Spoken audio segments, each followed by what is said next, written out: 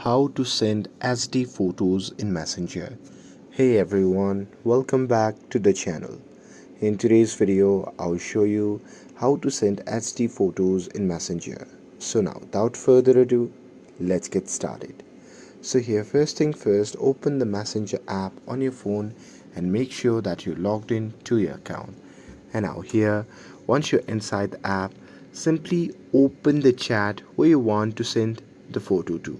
And now here, once you're inside the chat, then what you can do is just tap on the camera icon shown in the bottom left side of the screen. And now here, once you're inside the camera section, now here you can either tap on the photo icon and choose the photo that you want to send from the gallery section, or you can simply click the photo to send it directly. So here, once you're done tapping the photo or selecting the photo, then what you can do is just tap on the HD button, which can be seen in the bottom left corner of the screen. Now here, once you tap on it, the off mode will convert to on mode, and here once you're done turning on the HD mode, then what you can do is just tap on send. And once you do that, the recipient will receive the image in HD quality. And that's it.